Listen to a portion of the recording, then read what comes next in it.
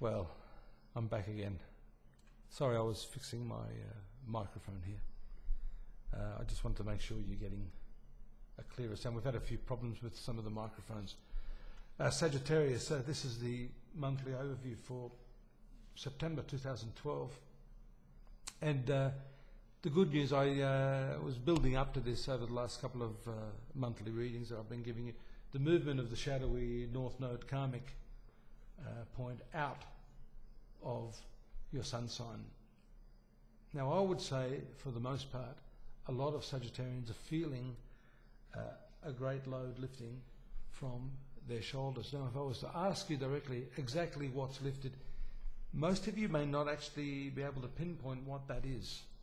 That's because this is not exactly a planet, it's a shadowy point in the heavens. It has great power, but sometimes it's very subtle.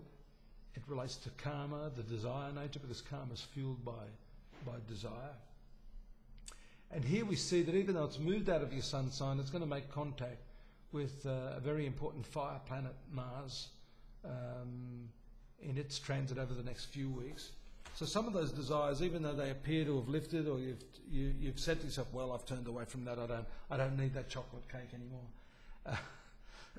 You're going to find that maybe there's still a bit of residue of that issue there, and that's going to play out in a very deep subconscious areas maybe that you're not even aware of. So this is an important month, a month where it's vitally important, if you've had any interest in meditation, to really work on going deeper into yourself and allowing some of those past complexes or issues to be released.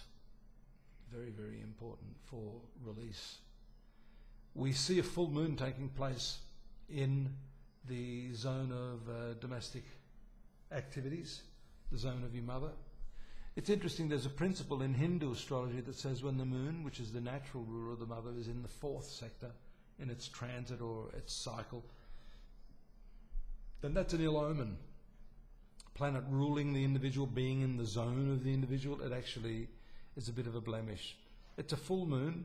The moon for Sagittarians is not exactly the best planet anyhow. So I'm going to side with that dictum and say there could be some problems, some confusion surrounding a mother figure, an elder sister, someone who may have played a maternal role. That could be a friend too, whom you look up to as a sister or mother figure.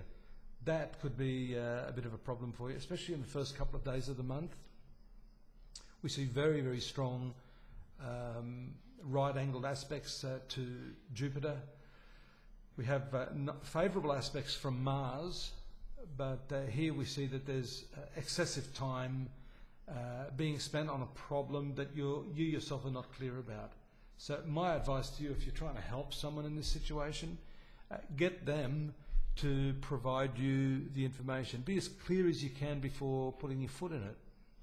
Get the information first and then maybe go away. Don't overwhelm yourself. You know, that right angle between the moon and Jupiter does tell me that you're likely to expend so much energy and get so little in return for that investment.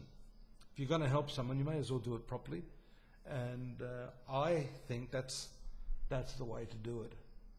Now, lovely aspect here, you've got what the Hindu astrologers call Bud Aditya Yoga.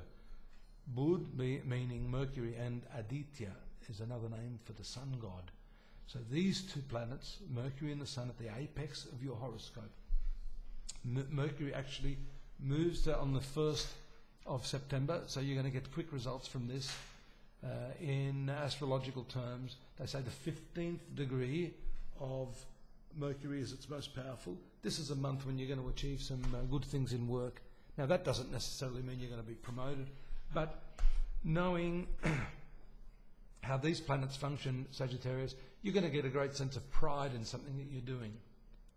And that's very, very important, because the energy that you exude when you're doing something with love, attention, and a sense of perfection is that energy is transmitted into the environment, and that produces very, very good karmic results. So what I'm saying to you is that this Bud Aditya Yoga, it's a very fine yoga. It brings some power in your work. And this is going to continue probably for a couple of months. I'll talk about its movement in the 11th house more next month, but we do see that On the 17th of September, it moves to the profit sector. It's moving pretty quickly through the heavens. Therefore, you get quick results from that. 11th sector is your profitability. So whatever you do here in the karma that I've just talked about may come back to you like a boomerang quicker than you've expected. That's got to be a nice prediction. Venus in the 8th house. X. 8th house, sexuality, Venus there. This is nice. You should enjoy that. You know, I'm not into the taboo of it, although there could be a bit of taboo surrounding what's going to get you off this month. Exploration, you know, spice of life. You should make use of that 8th house Venus while it's there. It will move into the 9th house. Let's have a look here. I'm just wondering whether that happens this month. It should do. Venus moves to that sector on the 7th of September as well. So I'm just sort of toing and fromming on these dates. That's an early one. That could indicate some journeys coming. If not physical journeys, then it has a lot to do with expanding your mental horizons. And that could be artistic too, because, you know, Venus is very much associated with the more cultural aspects of life. Venus has jurisdiction over your friendships, elder siblings, so it could be that one of your siblings or a good friend is going to travel, or if they're already travelling, you're going to have contact with them. So this is nice. And as the month starts, you've got a very favourable aspect from Venus to that north node, that shadowy planet that also has regulation over such things as cultural values, foreigners. It's moved into the 12th house. Venus will be in the 9th.